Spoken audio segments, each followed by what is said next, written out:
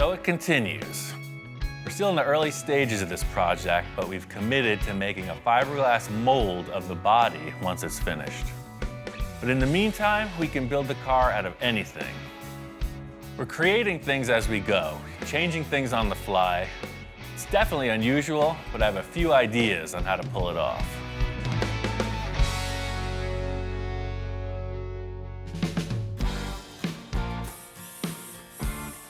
Ian, how you doing? What's going on? What did you do? That's pretty cool. I got the whole engine compartment kind of squared away. You know, I went with aluminum, and then I think like a riveted final detail would be pretty neat. You know, something real shiny down in there. As I walk in, you know, we got the back fenders kind of in place. It's still like a hodgepodge.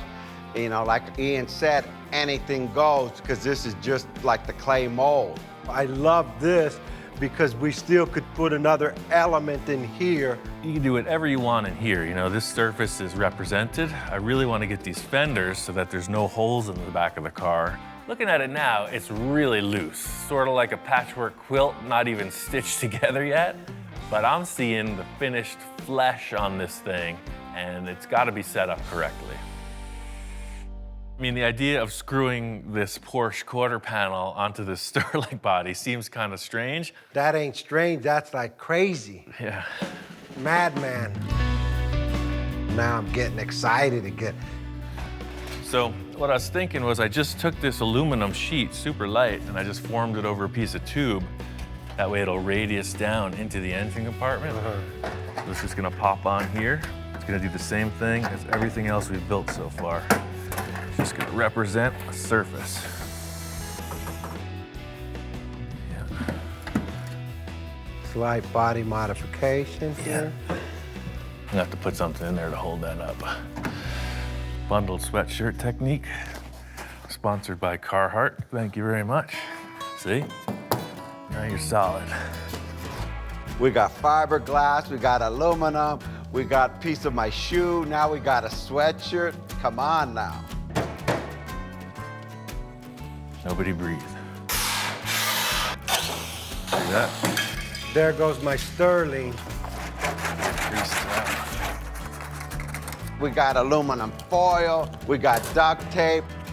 It looks pretty rough, and there's a word for it, and it ain't a good word.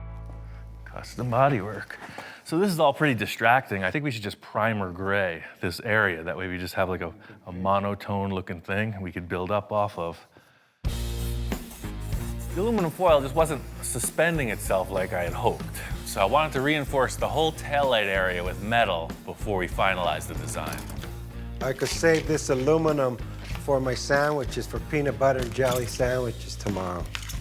I'm doing this fast and efficient, bunch of strips of a little thicker material. It's gonna end up right. This is just another super fast mock-up, you know, just to see what we're working with. By getting the go sign from that foil thing, you know, it's just a little bit rounder surface. I really just want to get rid of the rest of that Sterling in the rear quarter. The vents I know I don't want to see, so I'm going to fit in some panels there just to get this thing so there's no holes in the back of the car. Well, just spray that gray, see what we come up with. Stand back on it now. Let's take a good whiff of those paint fumes and start to dream. Man, I just go, that's like more like it. See, that totally changes the whole thing. Now you're not looking at all these panels. You just kind of blur your eyes a little bit, and you got a fender, man. Ian's gonna do the other side the same, and I can't wait to see it after it's all put together. Everything that's happening here is pure sculpting. If you look at a sculptor, they start with an armature, and they keep adding and adding whatever it takes to bring to the surface. I know it's gotta be refined, but we need to get there somehow.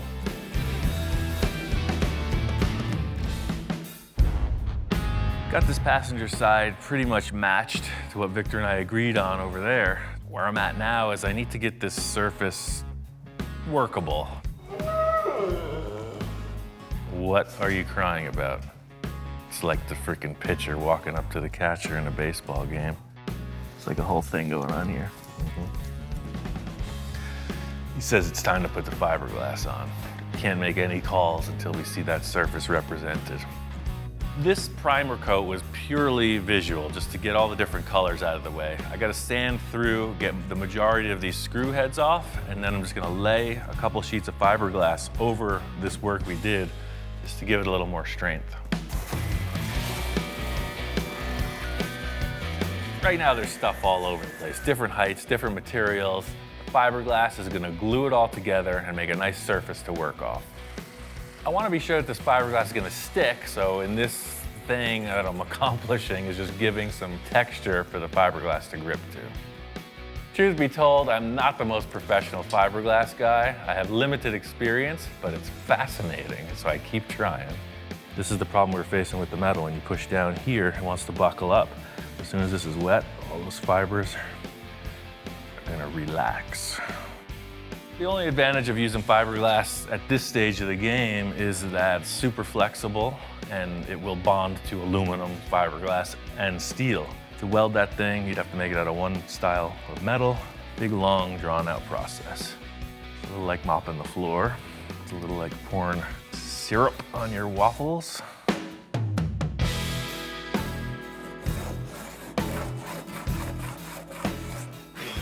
I laid up that fiberglass, it's set just fine. I put a quick skim of body filler on and cut it back just to see what our heights were.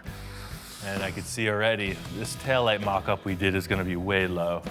What I have here is, this is the hip of the fender coming down, and the Porsche naturally dips way down into the taillight. I'm gonna just fiberglass right over these, and we're gonna have to cut new taillight holes. I feel good about this, you know? It's not just anybody. You can throw a bunch of sheet metal screws and saran wrap and build a supercar, but watch me go. Everything looks so rough. I just want to get it looking more like a fender when Victor gets here. So this is less auto body tech and more fun body filler tech. Purely like icing on a cake. Fiberglass is hairy and scary. See, this stuff's a little bit smoother. As loose as it seems, I think it's starting to flesh out, and everybody's gonna understand why I went this way. The idea here is to just get these two fenders pretty close, get a good representation. You can see the rear of the car is fleshing out. It looks pretty freaking massive. Super wide, super low. I can't wait to show Victor.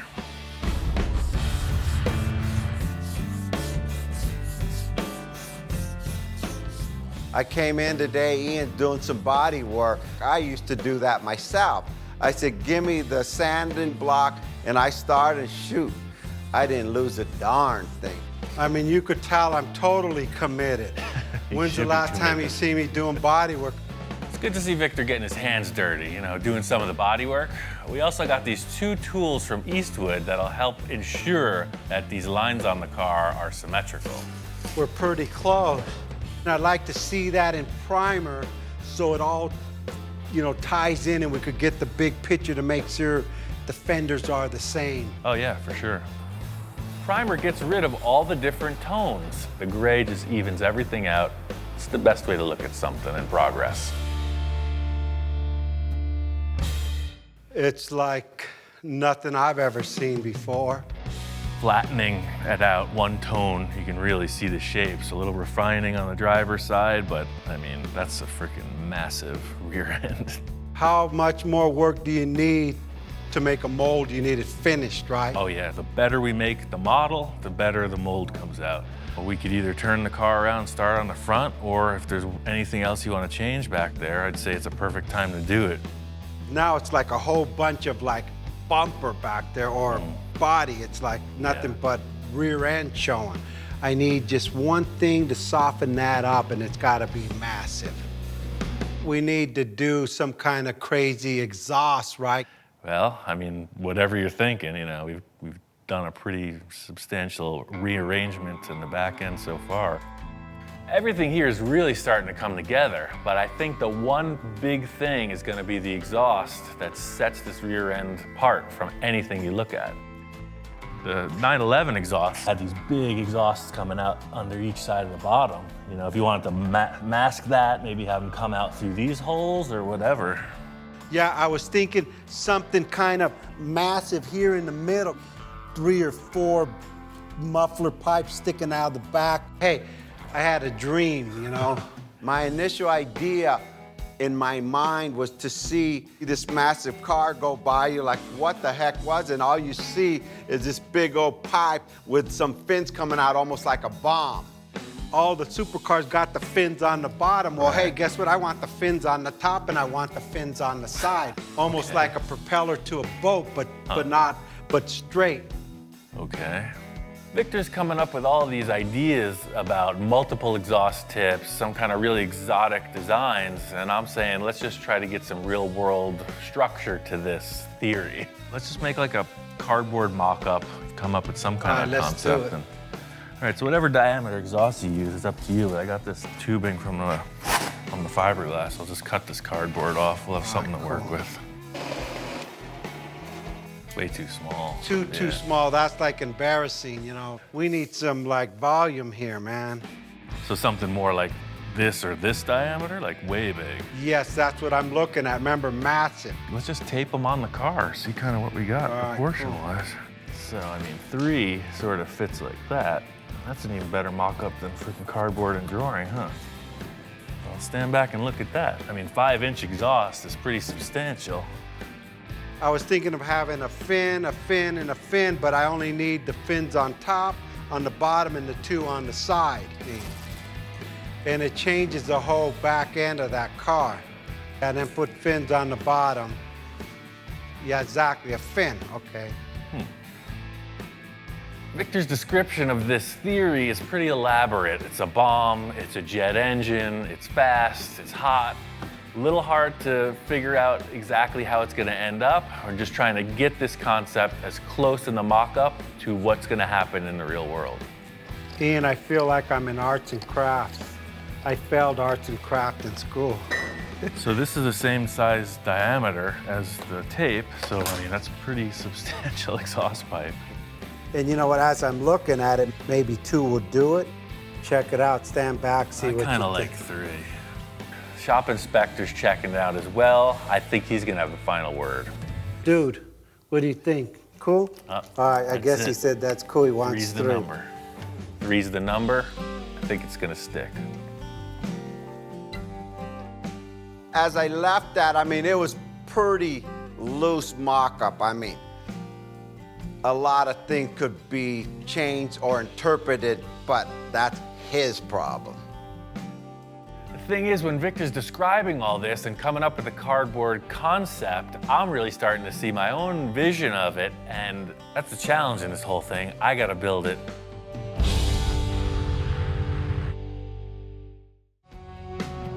Hands down, this is a pretty loose mock-up.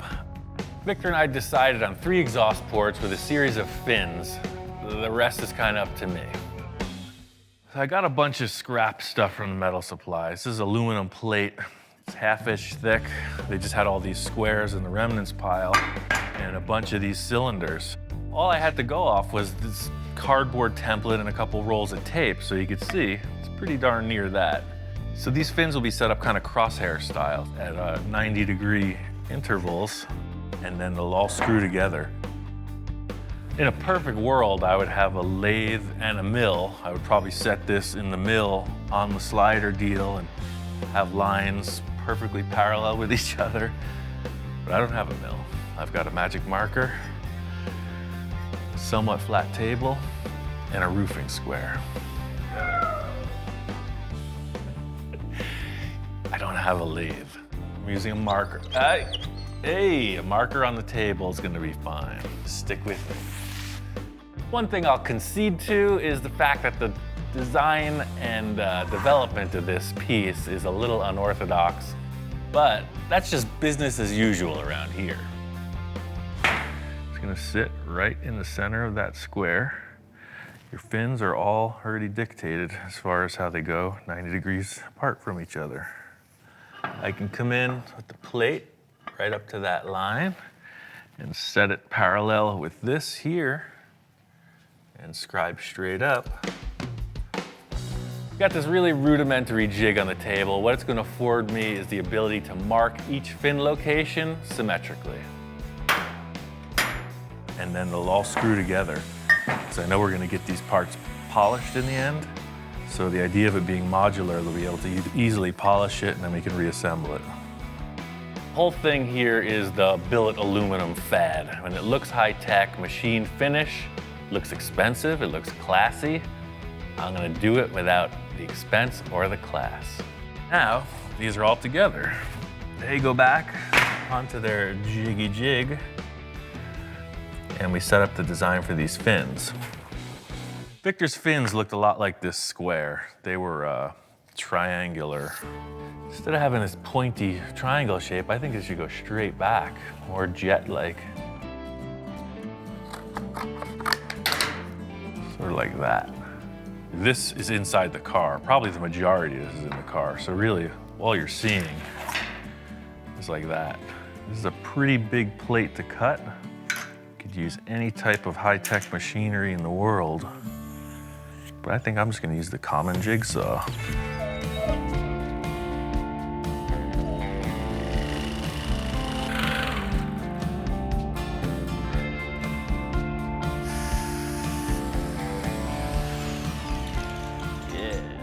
I mean, this looks good, but I want it to look great. I think I'm gonna take a router and then make a radius edge on all this. The dog's head is spinning. I don't think he's convinced for one iota that this is gonna work. Hey, not too bad for a couple carpentry tools, huh? What do you think? That edge looks so cool. I'm gonna do the same to these tubes.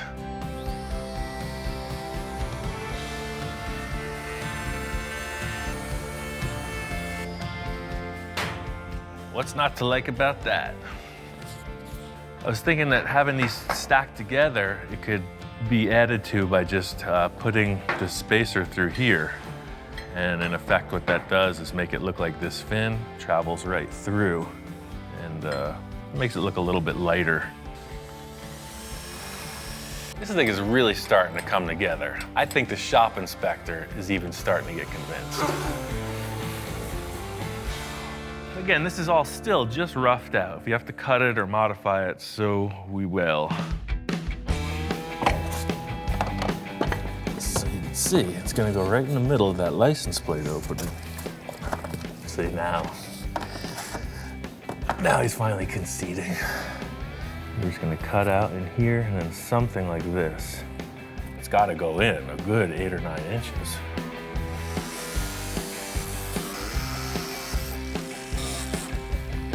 Aha!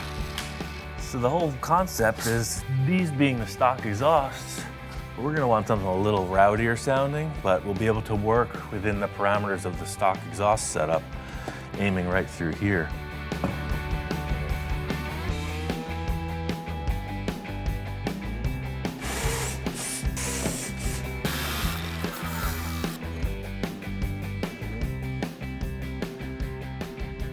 Oh yeah, that's totally cool. That's exactly what I was hoping to achieve. There may even be more fins coming out the width of the car below, but that's rocket ship. Looks like it's gonna fit. It can be adjusted later. I just have one other element that I want to surprise Victor with. I'm very happy with everything. Mostly that it's like, can be like skee ball.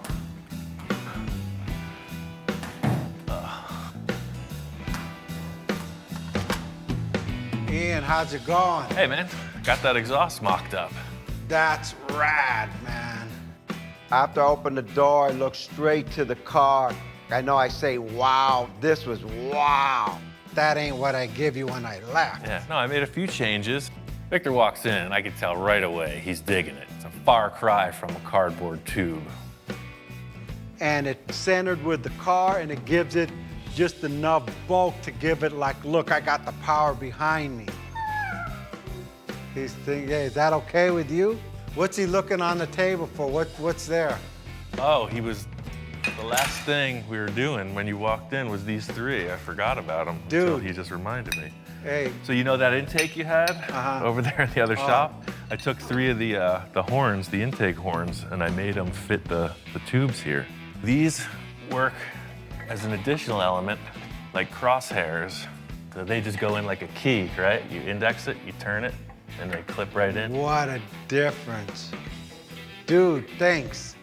Dude, thanks. I almost forgot about that. That exhaust system is wicked. I mean, look at that. What we've achieved so far is pretty solid. The rear end's looking good. We haven't even considered the front of the car. So we're really just still in the clay model stage of this thing. You know, anything can happen with the taillights. The exhaust will go in on the final body. I think we should spin this car around and get onto the front. Again, we just finished. Right. I'm tired. Yeah, I know. You know, right away, Ian, hey, I'm slowing the build down. We're talking too much. He wants to get on the front, and I'm going, wow, well, let me absorb the back, Ian. Challenge is really making this thing match front, back, side to side. I think that if we get these two front fenders and some kind of a grille bumper represented, that'll give us the answers to the side pods and the roof line. Yeah, because that roof line's got to change, like, dramatically. Hey, you picked the Sterling, man, not me. So the same thing goes for the nose of this. You saw the process in the back. Anything you find, file cabinets, space helmets, you name it. Anything you want to put on the front, we just fiberglass over it, and that becomes the model. I thought I was lost in the back. I'm really lost in the front. I've got some ideas. I know Victor's head is spinning. What we achieved in the rear, I can't wait to transfer that energy into the nose of the car.